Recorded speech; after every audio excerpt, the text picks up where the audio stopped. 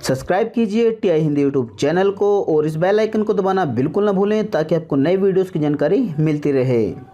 एक बार फिर से स्वागत है टीआई हिंदी यूट्यूब चैनल में। और दोस्तों आज हम बात करने वाले हैं लोन सेटलमेंट के बारे में। दोस्तों बहुत सारे कस्टमर ऐसे हैं जो कि लॉकडाउन के बाद जिनका काम धंधा अभी तक नहीं चल रहा था और बार बार बैंक बहुत ज्यादा परेशान कर रहा था। तो बहुत सारे कस्टमर ये सोच रहे हैं कि हम अपने लोन का एक बार सेटलमेंट कर लें ताकि हमें इन लोन के चक्कर से छुटकारा मिल जाए। दोस्तों आज मैं आपको इस वीडियो में ये बताने वाला हूं कि अगर आप लोन का सेटलमेंट करने वाले हैं या फिर दोस्तों अगर आपने लॉकडाउन के दौरान अपनी ईएमआई पे नहीं की है और बार बार बैंक आपको परेशान कर रहा है और बार बार आपको बोल रहा है कि लोन का सेटलमेंट कर लीजिए, तो आज मैं आपको इस वीडियो में यही बताने वाला हूं कि आपको लोन सेटलमेंट किस तरीके से करना है। लोन सेटलमेंट के लिए आपको किन 2-3 बातों का ध्यान रखना है ताकि आपको बाद में कोई प्रॉब्लम ना आए। तो दोस्तों इस वीडियो को लास्ट तक देखते रहना और वीडियो को देखने के बाद आपको 100% बहुत सारी जानकारी आज मिलने वाली है। नमस्कार दोस्तों, मेरा नाम है अरविंद और आप देख रहे हैं टीआई हिंदी यूट्यूब चैनल। दोस्तों सबसे पहले तो मैं आपको कहना चाहूंगा कि अगर आपने किसी भी टाइप का किसी भी कंपनी से लोन ले रखा है,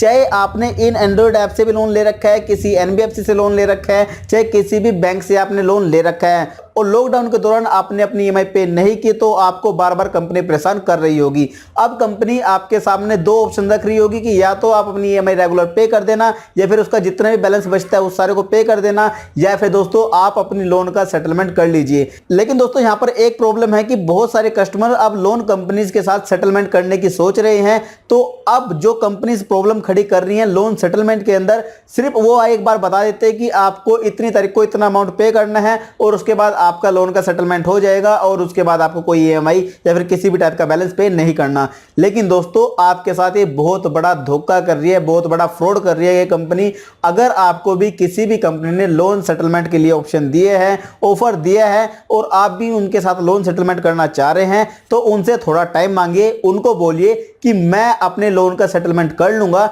लेकिन इस बात की गारंटी दो कि उसके बाद आप मेरी किसी भी प्रॉपर्टी पर कब्जा नहीं करेंगे और लोन का सेटलमेंट होने के बाद आप सिविल को रिपोर्ट नहीं करेंगे। क्योंकि दोस्तों आज की डेट में हमने बहुत सारे कस्टमर हमारे पास ऐसे आए हैं जिन्होंने लोन का सेटलमेंट किया है। खासकर ये जो एंड्रॉइड आप देख रहे हो ना, इन एंड्रॉइड ऐप के साथ जितने भी कस्टमर ने लोन सेटलमेंट किया है, लोन सेटलमेंट होने के बाद भी उनका सिविल स्कोर रेगुलर डाउन होता जा रहा है। दूसरी बात, अगर आपने किसी भी एनबीएफसी से सेटलमेंट करना है तो वहां पर भी आपको एक चीज की डिमांड करनी है, क्योंकि दोस्तों एनबीएफसी छोटे माइक्रो फाइनेंस कंपनी ये लोन का सेटलमेंट करने के बाद भी बार बार सिविल को डाउन करते रहते हैं, बार बार सिविल को रिपोर्ट ये करते रहते हैं और आपके पैन कार्ड में जितना भी अमाउंट इनका बचा होगा उसको खड़ा रखेंगे और साथ ही साथ उसके ऊपर ब्याज भी इंटरेस्ट भी लगाते रहेंगे। तो दोस्तों यहां पर आपको बता दूं कि जब भी कोई भी कंपनी अगर आपको लोन सेटलमेंट का ऑफर देती है तो उनसे एक चीज की डिमांड करनी है कि भाई आप मेरे को साफ साफ बताओ कि लोन सेटलमेंट होने के बाद आप मेरी किसी भी प्रॉपर्टी पर कब्जा नहीं करेंगे।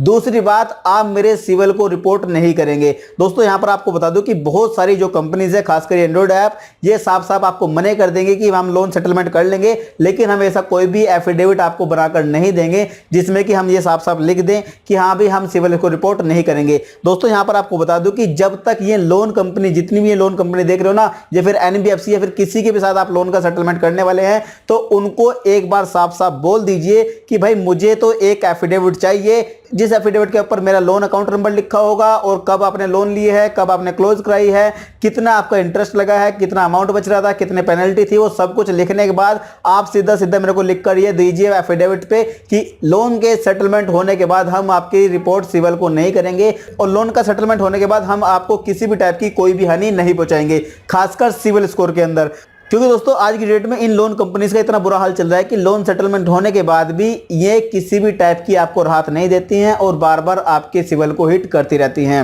अब दोस्तों दूसरा क्वेश्चन आप मेरे से ये पूछ सकते हैं कि ये कंपनी आपको लोन सेटलमेंट का एफिडेविट क्यों बनाकर देंगी जिसके अंदर ये कंपनी साफ साफ आपको ये लिख के देंगी कि लोन का सेटलमेंट होने के बाद हम सिविल को रिपोर्ट नहीं करेंगे। देखिए दोस्तों आपको बता दूं कि इन लोन कंपनीज को आपसे पैसा निकलवाना है। ये लोन कंपनी चाहती है कि इनका जो भी बैलेंस है वो आपसे रिकवर हो जाए और रिकवर होने के बाद इनका जितने भी बैलेंस है, जितने भी इनका नुकसान हुआ है उसकी भरपाई हो जाए। तो दोस्तों अभी प्रॉब्लम ये है कि इनकी जरूरत है, इन लोन कंपनीज की जरूरत है। ये लोन कंपनी आपकी हर बात को मानेंगी करेगी, आपकी हर प्रॉब्लम को, जो भी आपकी प्रॉब्लम है उसको सोल्व करेंगी। तो दोस्तों आपको एक बात याद रखनी है कि जब भी इन लोन कंपनीज के साथ आप सेटलमेंट करो तो तभी आपको ऐसे एफिडेविट की डिमांड करनी है। और जब तक ये लोन कंपनी एफिडेविट के लिए नहीं मानते तब तक आप लोन सेटलमेंट के लिए बिल्कुल राजी मत होना, बिल्कुल भी इनके साथ लोन सेटलमेंट मत। अब दोस्तों दूसरे नंबर की बात करते हैं कि अगर आपका केस कोर्ट में चले गया है और आपके साथ फिर कोई भी बैंक, कोई भी एनबीएफसी कंपनी आपके कोर्ट में या कोर्ट के बाहर लोन का सेटलमेंट करती है तो तब भी आपको यही डिमांड करनी है,